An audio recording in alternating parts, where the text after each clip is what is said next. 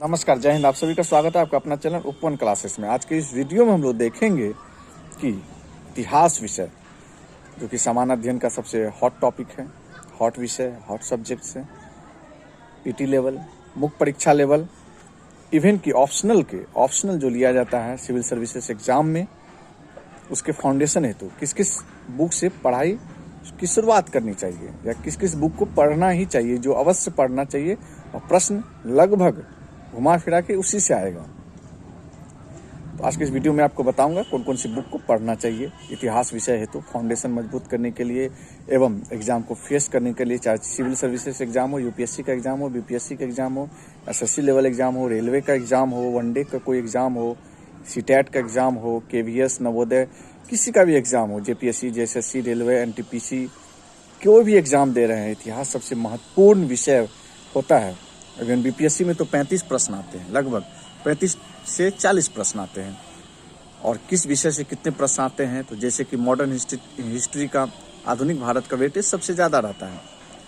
उससे लगभग आपको यदि 35 प्रश्न आ रहे हैं किसी एग्जाम में, तो आपको 22 से 24 प्रश्न या 25 प्रश्न मान के चलिए, 22 से 25 प्रश्न आएंगे ही।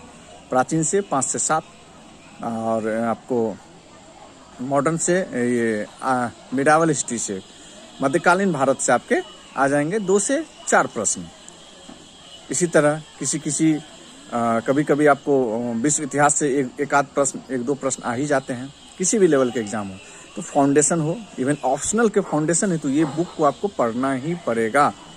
और सेल्फ स्टडी का कोई विकल्प नहीं है, मैं बार बार बोल रहा हूँ, सेल्फ स्टडी से अच्छा कोई विकल्प नहीं है।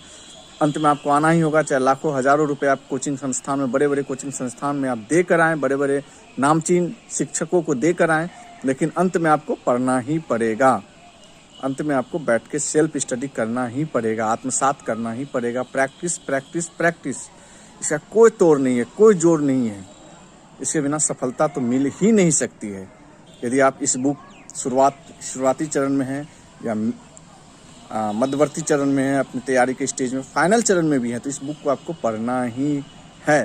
बिना इस बुक को पढ़े आप सक्सेस, या बोल सकते हैं सक्सेस तो किसी से भी प्राप्त किया जा सकता है। मतलब जो फाउंडेशन होता है, जो कंसेप्चुअल क्वेश्चंस होते हैं, इस बुक को पढ़ने से आपके कॉन्सेप्ट पूरी तरह क्लियर हो जाएंगे इतिहास विषय के। तो इस वीडियो के अंत में फोटो लगा हुआ रहेगा, उस फोटो से आप स्क्रीनशॉट ले लीजिएगा और बुक को पढ़िएगा, अच्छे से पढ़िएगा। सफलता अवश्य कदम चूमेगी। देर सवेर कुछ भी हो, मेहनत का कोई तोड़ नहीं होता, सेल्फ स्टडी का कोई विकल्प नहीं है। धन्यवाद।